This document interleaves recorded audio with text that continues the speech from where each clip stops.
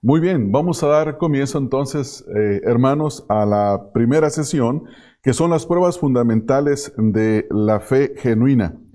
Uno de los más grandes peligros que la Iglesia ha enfrentado constantemente desde su principio es la enseñanza de los falsos maestros y sus herejías destructoras que entran y se introducen en las iglesias, y en algunos casos de las mismas congregaciones salen hombres perversos que tratan de arrastrar a los discípulos para ellos mismos.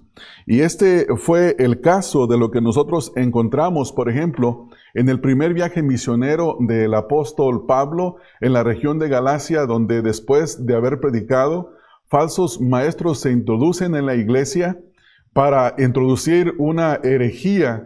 Y estos eran los famosos judaizantes, los cuales creían que era necesario creer en Jesucristo, pero también añadir las obras de la ley de Moisés. Y el apóstol Pablo argumenta que al hacer esto están haciendo una perversión del Evangelio, que están pervirtiendo el Evangelio, están convirtiendo el Evangelio de la gracia en un Evangelio que no es el Evangelio de Cristo, es otro Evangelio y por lo cual no salva. Más adelante el apóstol Pablo, especialmente en el libro de los Hechos, si van conmigo por allá, en el libro de los Hechos, él manda citar a los ancianos de la iglesia de Éfeso. Y al citar a los ancianos de la iglesia de Éfeso, él les hace una serie de exhortaciones en cuanto al peligro de los falsos maestros. Vean, por ejemplo, en Hechos 20:25, donde dice: y ahora he aquí, yo sé que ninguno de vosotros, entre quienes he pasado predicando el reino de Dios, verá más mi rostro. Por tanto, yo os protesto en el día de hoy que estoy limpio de la sangre de todos, porque no he rehuido anunciaros todo el consejo de Dios. Por tanto, mirad por vosotros y por todo el rebaño en que el Espíritu Santo os ha puesto por obispos para apacentar la iglesia del Señor, la cual Él ganó por su propia sangre.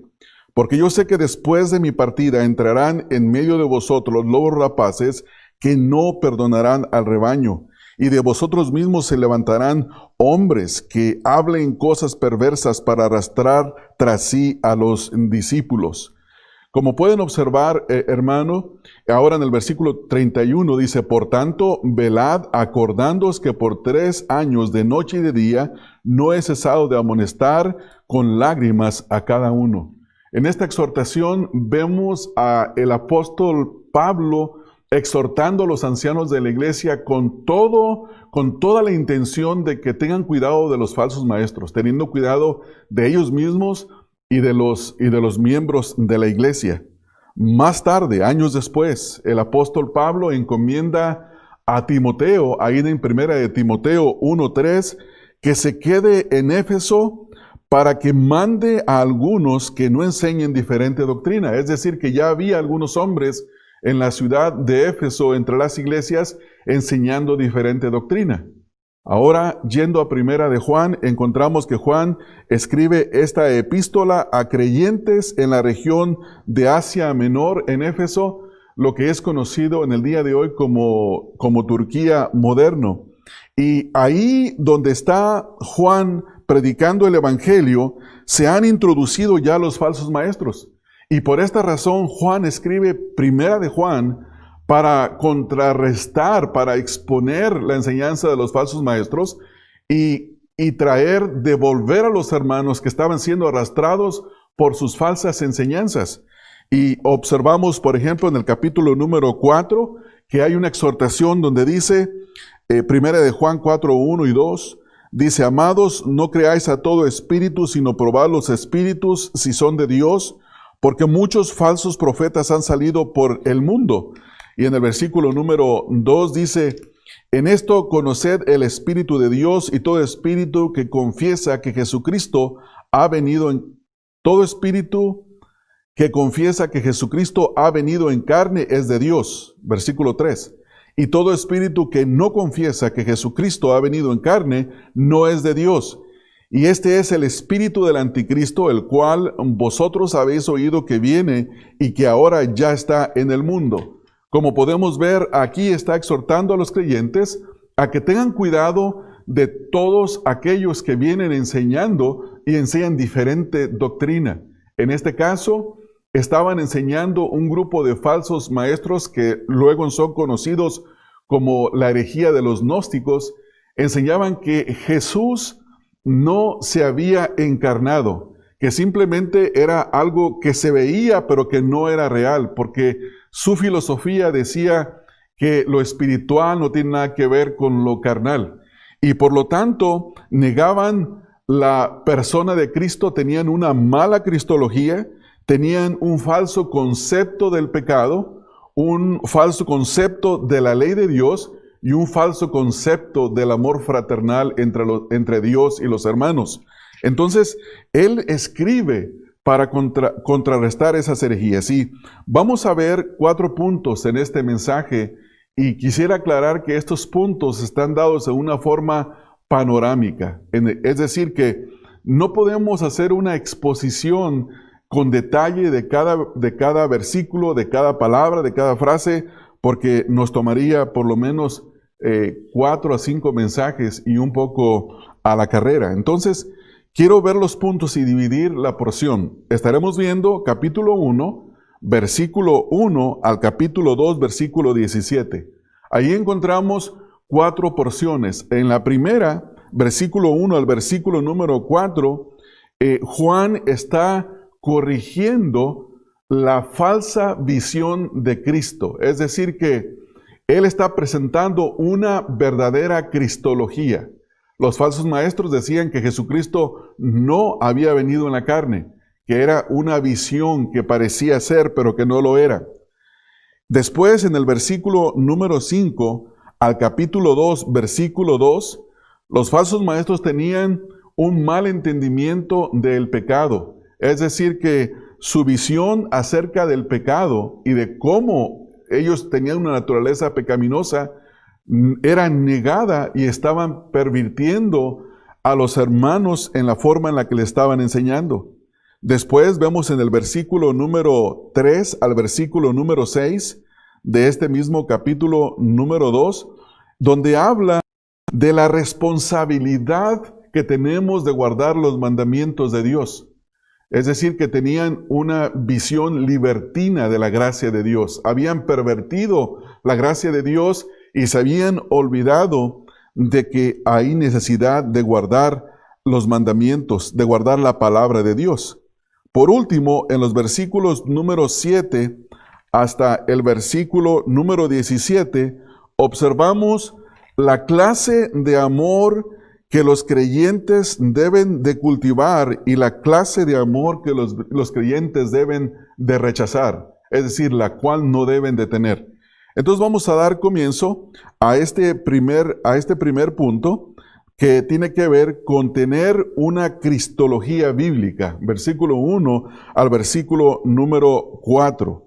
Entonces leemos la porción de la palabra que dice: lo que era desde el principio, lo que hemos oído, lo que hemos visto con nuestros ojos, lo que hemos contemplado y palparon nuestras manos tocante al verbo de vida, porque la vida fue manifestada y la hemos visto y testificamos y os anunciamos la vida eterna, la cual estaba con el Padre y se nos manifestó. Lo que hemos visto y oído, eso os anunciamos, para que también vosotros tengáis comunión con nosotros, y nuestra comunión verdaderamente es con el Padre y con su Hijo Jesucristo. Estas cosas os escribimos para que vuestro gozo sea cumplido. Noten ahí, hermanos, especialmente en el versículo número 23, que él dice que la comunión que ellos tienen verdaderamente es con el Padre y con su Hijo Jesucristo. Y noten que la razón por la que ellos tienen esta comunión verdadera es porque tienen un entendimiento bíblico de quién es Jesucristo. Su cristología es bíblica. Su cristología no es como la cristología de los testigos de Jehová en nuestros días, que dicen que Jesucristo es un Dios pequeño, que Jesucristo es un Dios creado, o como la teología de los mormones, donde hablan que Dios el Padre, Dios el Hijo fueron hombres que llegaron a ser Dios, o como la teología de los unitarios, donde dicen que Dios tiene manifestaciones, pero que Dios no es un Dios trino. Entonces lo que está haciendo Juan aquí, noten que cómo introduce la epístola. Él dice lo que era desde el principio.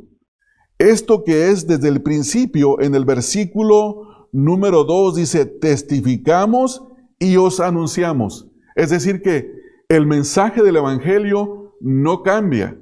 Todas las cosas en el mundo cambian, excepto el mensaje del Evangelio.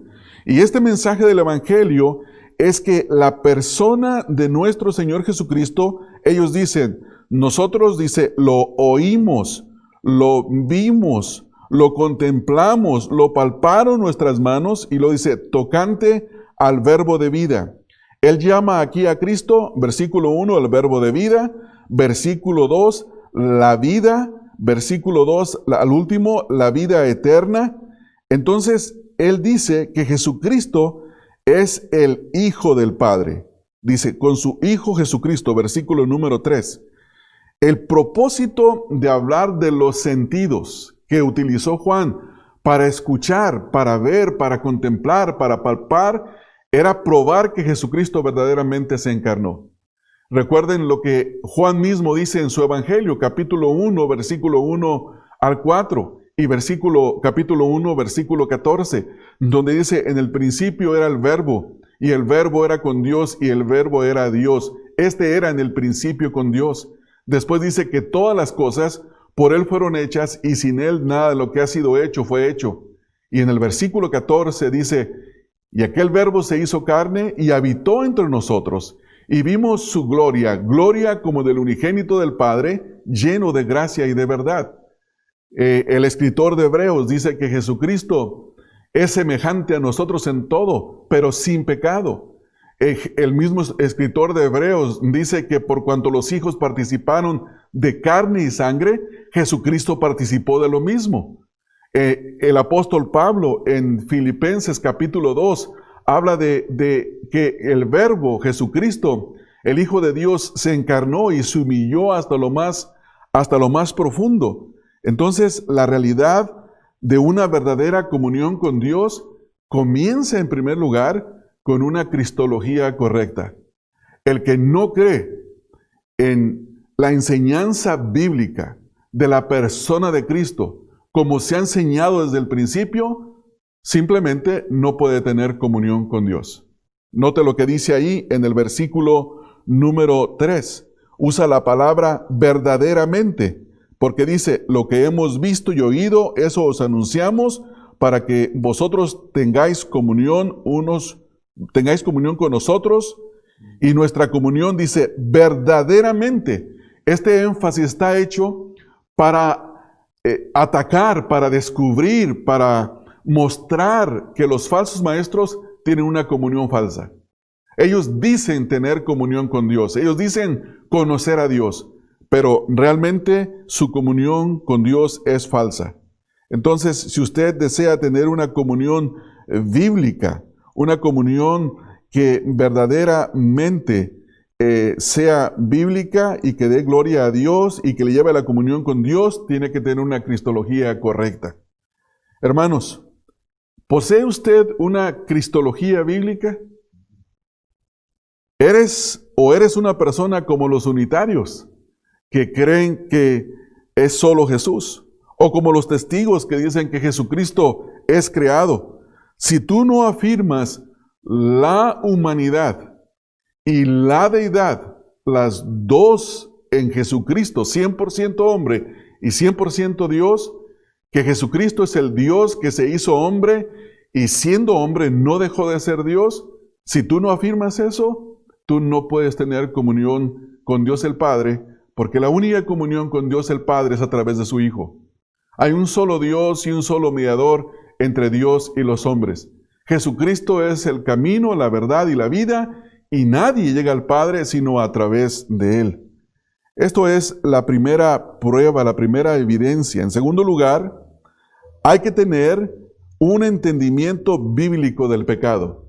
Es decir, tener no solamente una buena cristología, sino tener una buena o una amarteología bíblica. Es decir, la enseñanza del pecado. Noten lo que dice ahí. En el versículo número 5 hay una declaración. Esta declaración nos dice: este es el mensaje que hemos oído de Él y os anunciamos. ¿Cuál es el mensaje? Dios es luz y no hay ningunas tinieblas en Él. Él comenzará a usar los contrastes de aquí para adelante de luz y tinieblas. Luz y tinieblas. La luz es una descripción de aquello que es verdadero. Las tinieblas las utiliza para hablar del pecado. Entonces, lo que Juan está haciendo aquí, él está diciendo: Dios es luz, la verdad es Dios. La santidad es Dios mismo. Y el camino justo es Dios mismo. Y cuando se presenta para nosotros, una persona que anda en luz es aquella que anda en la verdad, que vive una vida piadosa y que vive una vida obrando con justicia. Pero una persona que está en tinieblas está en el error, está en una naturaleza no regenerada y camina injustamente. Entonces, esto es lo que ahora va a hacer Juan. Ahora, noten, hermanos, que en los versículos 6 al versículo número 10 se habla en 3 versículos de lo que los falsos profesantes dicen, pero no hacen. Versículo 6 dice: si decimos que tenemos comunión con Él y andamos en tinieblas, mentimos y no practicamos la verdad. Versículo número 8. Si decimos que no tenemos pecado, nos engañamos a nosotros mismos y la verdad no está en nosotros. Versículo 10.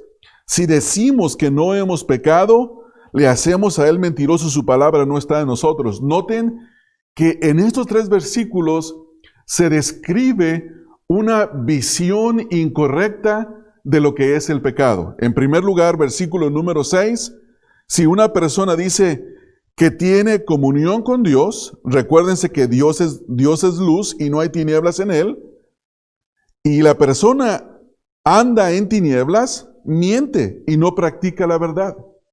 De paso, la palabra andar, es una forma metafórica de referirse a la conducta, al comportamiento.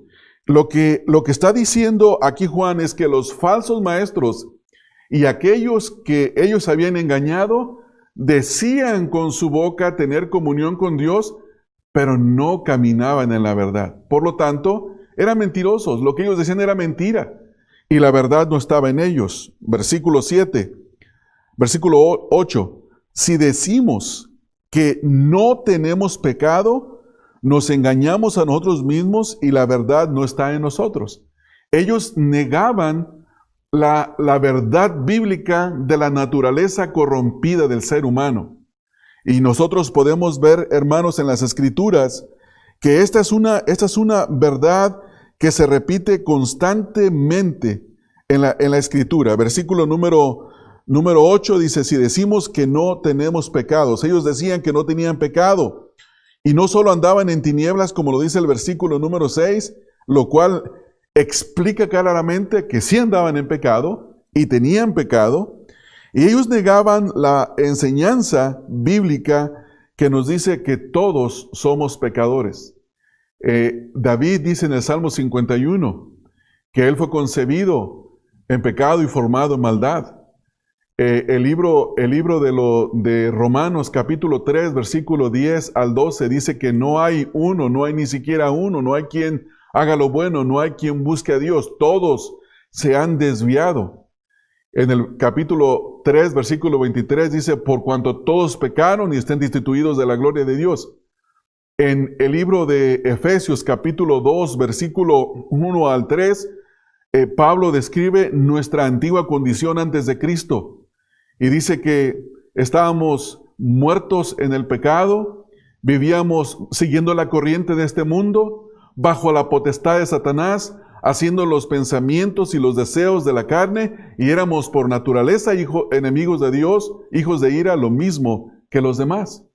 Ahí mismo en Efesios capítulo 4, versículo 17 al 19, Pablo exhorta a los creyentes a que ya no anden más como andan el resto de los gentiles, y describe la condición pecaminosa, depravada, que muestra la realidad de un corazón que tiene pecado, una naturaleza que está vendida al pecado. Entonces, aún siendo nuevas criaturas en Cristo, no podemos negar los residuos de la naturaleza pecaminosa que hay en nosotros.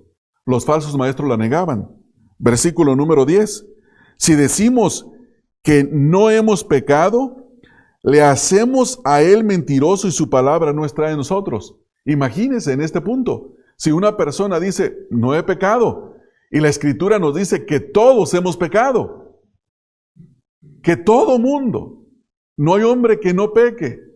La Escritura dice en el libro de Génesis capítulo 6 que Dios vio que el andar del hombre era de continuo, los pensamientos y las obras para hacer el mal, o sea, era un constante hacer lo malo. Entonces, si una persona dice, como dice aquí el versículo número 10, si decimos que no hemos pecado, escuche esto, estamos diciendo que Dios es mentiroso, que lo que la palabra dice no es verdad. Y hermanos, eso es algo muy grave. Eso es algo muy grave de lo que hay que cuidarse. Ahora, noten cómo Juan contrarresta la falsa enseñanza de los falsos maestros. Versículo 7. Dice, pero si andamos en luz, como Él está en luz, tenemos comunión unos con otros, y la sangre de Jesucristo, su Hijo, nos limpia de todo pecado. Este versículo es sumamente importante, porque está diciendo que los creyentes andan en luz. Pero eso no quiere decir que su andar es perfecto.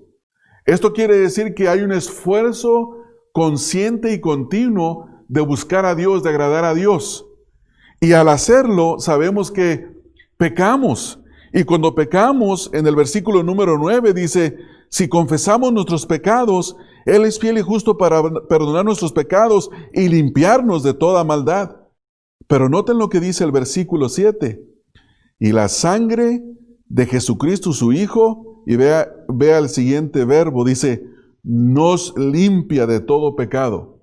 Esta es una acción continua que la sangre de Cristo está haciendo en aquellos que Él ha redimido, aquellos que andan en la luz, aquellos que confiesan su pecado, los que no niegan el pecado, los que están de acuerdo. Ahora, vean el versículo número 9. Si confesamos nuestros pecados, la palabra confesar significa decir la misma cosa, estar de acuerdo. Y también habla de un continuo confesar cuando uno peca. Si confesamos nuestros pecados, Él es fiel y justo para perdonar nuestros pecados, y una vez más, y limpiarnos de toda maldad. Hermanos, y luego dice en el capítulo 2, versículo número 1. Hijitos míos, estas cosas os escribo, y note lo que dice, para que no pequéis. Hermanos, si bien la sangre de Jesucristo nos limpia continuamente, y podemos confesar nuestro pecado cuando pecamos, la intención de la Escritura es que no pequemos. Dios no quiere que pequemos. Y también hay una enseñanza aquí que tiene que ver con conquistar el pecado. No vivir haciendo toda la vida cristiana lo mismo que se hacía antiguamente. Y luego dice, noten que dice, escribo esto para que no pequéis.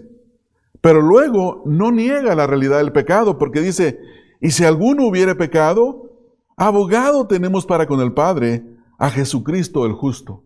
Jesús es nuestro mediador.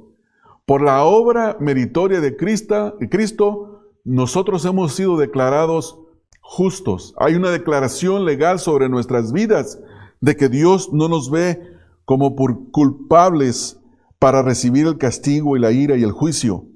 En Romanos capítulo número 8, versículo número 1, la primera parte dice que ya no hay más condenación para los que están en Cristo Jesús, los que no andan conforme a la carne, sino conforme al Espíritu. Y en el versículo número 2 dice, volviendo a 1 de Juan 2:2, y Él es la propiciación por nuestros pecados. Noten esta palabra propiciación. Esta palabra propiciación significa apaciguamiento, significa receptor. Esto significa la idea de apaciguar la ira de Dios. En Romanos capítulo 1, versículo 18, dice que la ira de Dios se manifiesta desde el cielo contra toda injusticia de los hombres. La ira de Dios sobre el pecado es algo justo. El pecado merece la ira de Dios, el castigo de Dios. Pero Jesucristo es el apaciguador de la ira de Dios. Es el que satisface la ira de Dios, porque Él satisfizo la ira de Dios en la cruz del Calvario. Cuando el Señor Jesucristo dijo, Dios mío, ¿por qué me has desamparado? Es porque la ira de Dios había caído sobre la persona del justo por causa de los injustos que somos nosotros. Y luego dice ahí mismo, y no solamente por los nuestros, sino también por los de todo el mundo. Cuando dice por los pecados de todo el mundo, no quiere decir que todo el mundo va a ser salvo. Lo que está diciendo es por personas, hombres y mujeres de todo el mundo, que al escuchar la predicación del Evangelio responden en arrepentimiento y fe y son nacidos de nuevo por todas las personas de todo el mundo. Ahora, hermanos, entramos a otra porción nueva, versículo número 3 al versículo número 6, que viene siendo nuestro tercer punto. En este tercer punto, hermanos, nosotros encontramos una verdadera visión de lo que es la responsabilidad para los mandamientos de Dios. Es tener un entendimiento bíblico de la obediencia. Uno de los problemas más serios de nuestra época es que por cuanto el Evangelio se ha diluido y la gracia de Dios se ha malentendido, tenemos una generación de creyentes que no tienen un entendimiento bíblico de la obediencia. Ellos dicen, ya no estamos bajo la ley, estamos bajo la gracia, podemos hacer lo que queramos, pero noten ahí lo que dice Juan, versículo 3 al 6. Y en esto sabemos que nosotros le conocemos si guardamos sus mandamientos. O sea que un creyente puede tener una certeza plena de conocer a Dios, no si lo dice, no si hizo una profesión de fe, sino si busca guardar los mandamientos. Noten la palabra guardar, se ve ahí mismo en el versículo 3. Versículo 4 dice, el que dice, yo le conozco y no guarda sus mandamientos, el tal es mentiroso y la verdad no está en él. Versículo 5, pero el que guarda su palabra, en este verdaderamente el amor de Dios se ha perfeccionado, por eso sabemos que estamos en él. Entonces, guardar la palabra de Dios, los mandamientos de Dios o su palabra, significa lo que significa guardar un objeto. Cuando usted tiene un objeto valioso, lo guarda. Tenemos cajas fuertes, tenemos lugares de almacenamiento, hay gente que paga cuentas en el banco para guardar sus objetos de valor. Hay personas que pagan cuentas en el cloud, en la nube, para subir documentos de importancia en una forma encriptada para que nadie tenga acceso a ellos. La idea aquí es mantener a la vista, es no perder de vista. Y los mandamientos de Dios son algo que el creyente guarda. Ahora, una clarificación. ¿Cuántos mandamientos hay en el Nuevo Testamento? O si quiere incluir el Antiguo y Nuevo Testamento, estamos hablando de miles. Ningún cristiano puede tener todos los mandamientos de Dios en la mente para obedecerlos perfectamente. Eso es imposible. Solamente Jesucristo lo hizo. Porque la Escritura dice que Él es semejante a nosotros en todo, pero sin pecado.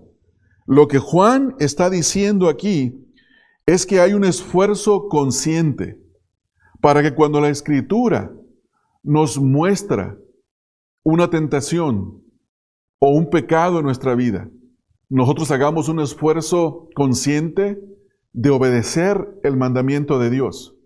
Hagamos un esfuerzo consciente de confesar, arrepentirnos y apartarnos del pecado. Por eso dice, nosotros sabemos que le conocemos y guardamos sus mandamientos. Y luego versículo 4 dice, el que dice, yo le conozco y no guarda sus mandamientos, hermanos, el tal es mentiroso y la verdad no está en él. O sea que si usted es un cristiano que profesa conocer a Cristo, pero es infiel en su participación en la iglesia, es infiel en su servicio al Señor, es infiel en su amor y comunión con los hermanos, es infiel en su área de trabajo, no testifica, no vive una vida piadosa, por favor no se engañe. No importa que usted haya hecho una profesión de fe, no importa que a usted le haya predicado el Evangelio Billy Graham, o que se lo haya predicado Paul Washer, o cualquier predicador famoso, y usted diga, es que yo hice una decisión de fe en la campaña evangelística de alguien. No, no importa lo que decimos, importa la forma en la que andamos. Si decimos, está bien, pero andemos de acuerdo a la palabra. Versículo 5. Pero el que guarda su palabra, en él, y una vez más la afirmación, verdaderamente el amor de Dios se ha perfeccionado, y lo dice, por esto sabemos que estamos en Él. ¿Cómo podemos saber que estamos en Él? Si guardamos su palabra. No existe otra forma. No es la mucha oración. No es la mucha lectura de la Biblia, lo cual es importante, pero es el guardar la palabra de Dios. Ahora, versículo 6, el que dice que permanece en Él, dice, debe de andar como Él anduvo. Juan nos dice que el modelo perfecto para una comunión con Dios es Cristo. Y nuestro trabajo es imitar a la persona del Señor Jesucristo, imitar al Señor Jesucristo. Ahora, hermanos, noten aquí que en estos versículos está hablando de uno que no tiene un entendimiento bíblico acerca de la obediencia. Parece ser que cuando Juan está escribiendo aquí, hermanos, algunos creyentes en Éfeso afirmaron conocer a Dios, pero no habían hecho ningún esfuerzo por guardar lo que Dios manda en su palabra. Y aquí Juan explica claramente, noten que está explicando claramente y hace esta afirmación. Dice, si tú dices que conoces a Dios, debes de guardar sus mandamientos. Y si no lo haces o no haces ningún esfuerzo por agradar a Dios obedeciendo su palabra, no importa cuánto lo afirmes, eres un cristiano falso, mentiroso. Eso es lo que está diciendo. Hermanos, alguien podría decir, pues qué rudo, ¿no? Qué falta de amor. Que esa es la acusación que se le hace a los pastores que predican la palabra con claridad. No, hermanos, no es falta de amor, por lo contrario, es el amor verdadero. No queremos que una persona viva engañada. Hermanos, la única forma en la que podemos saber que somos creyentes no es si decimos serlo, más bien si obedecemos y andamos como Cristo anduvo en obediencia al Padre. Hermanos, ahora vamos al último punto. En el último punto de los versículos número 7 al versículo número 17, son muchos versículos, hermanos, para poder ver, como ya lo mencioné hace un momento, en una forma expositiva y con detalle, es casi imposible. Pero vamos a ver estos últimos versículos del 7 al 17, donde tenemos un entendimiento bíblico del amor que debemos de perseguir y también el amor que debemos de rechazar. Note lo que dice, hermanos, no os escribo un mandamiento nuevo, sino el mandamiento antiguo que habéis tenido desde el principio. Este mandamiento antiguo es la palabra que habéis oído desde el principio. Y esta es una referencia a Juan capítulo 13 en el versículo 34, donde Jesús dijo, un mandamiento nuevo os doy, que os améis los unos a los otros. Aquí Juan está enseñando la clase de amor que debemos de perseguir, la clase de amor con la que nos debemos de amar. Debe de ser un amor como el que Pablo describe en 1 Corintios capítulo 13, versículo 4 al 6. Debe de ser un amor como el que menciona Pedro, 1 Pedro 8, el amor fraternal, que no es el amor agape, es el amor de la cercanía, de la amistad. Esto es lo que está diciendo aquí ahora Juan, versículo 8. Sin embargo, os escribimos un mandamiento nuevo, que es verdadero en él y en vosotros, porque las tinieblas van pasando y la luz verdadera ya alumbra. Y luego sigue con los que dicen, versículo 9, el que dice que está en la luz y aborrece a su hermano, dice, está todavía en tinieblas. O sea, la luz del Evangelio no le ha resplandecido. No ha creído en Jesucristo, porque Jesús dijo en Juan 8:12, yo soy la luz del mundo. El que en mí cree no andará en tinieblas. Es decir, no permanecerá en las tinieblas. Y aquí está diciendo que si una persona dice que está en luz pero aborrece a su hermano, está todavía en tinieblas. Esa es la razón por la que ningún creyente puede aborrecer a su hermano. Ninguno. No importa el daño que le hayan hecho, no importa los desacuerdos que tengamos unos con otros, no puede existir aborrecimiento de los hermanos. ¿Por qué? Porque tenemos el mandamiento del amor. Y el que conoce a Dios ha experimentado el amor de Dios. Pablo dice acerca de este amor, mas Dios muestra su amor para con nosotros, en que siendo aún pecadores, Cristo murió por nosotros. No tiene que ver con lo que éramos. Dios nos manifestó su amor. Y por esta razón aquí le está aclarando. Entonces ahora versículo 10. El que ama a su hermano permanece en luz y en él no hay tropiezo. Versículo 11. Pero el que aborrece a su hermano está en tinieblas y anda en tinieblas y no sabe a dónde va, porque las tinieblas le han cegado los ojos. Habla de una condición no regenerada. Entonces, si entre nosotros, hermanos, existe un hermano o una hermana que tiene odio en el corazón por un mal que le han hecho, tiene que ir y tiene que hablar. Tiene que reconciliarse. Tiene que perdonar cuando se le pide perdón. Porque no puede tener odio. Si tiene odio en el corazón, es una señal de que está en tinieblas, de que el amor de Dios no está en él, no está en ella. Versículo 12, versículo 13 y versículo 14 habla de diferentes grupos en la iglesia, de creyentes. Note el versículo 12, os escribo a vosotros, hijitos, porque vuestros pecados han sido perdonados por su nombre. Os escribo a vosotros, padres, porque conocéis al que es desde el principio.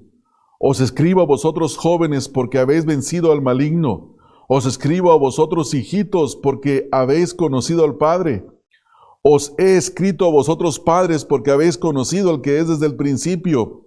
Os he escrito a vosotros, jóvenes, porque sois fuertes, y la palabra de Dios permanece en vosotros, y habéis vencido al maligno. Esta sumarización es una referencia a todos los que andan en la verdad, los que tienen una cristología correcta, una doctrina del pecado correcta, un entendimiento de la responsabilidad de la obediencia correcta y un amor para con los hermanos bíblico. Ahora, noten la última parte, versículo 15. Este es el amor que no debemos de perseguir. Dice, no améis al mundo ni las cosas que están en el mundo. Si alguno ama al mundo, el amor del Padre no está en él. Porque todo lo que hay en el mundo, los deseos de la carne, los deseos de los ojos y la vanagloria de la vida, no proviene del Padre, sino del mundo. Y el mundo pasa y sus deseos, pero que hace la voluntad de Dios permanece para siempre. La exhortación aquí es a no amar el mundo ni lo que está en el mundo. Porque la persona que ama el mundo, el amor del Padre no está en él y por lo tanto no puede amar a los hermanos, no puede amar a los enemigos, no puede vivir en amor. El fruto del Espíritu de Dios no está producido en él o en ella. Versículo 16. Todo lo que hay en el mundo, ¿qué hay en el mundo? Los deseos de la carne, los deseos de los ojos y la vanagloria de la vida. No provienen del Padre, sino del mundo.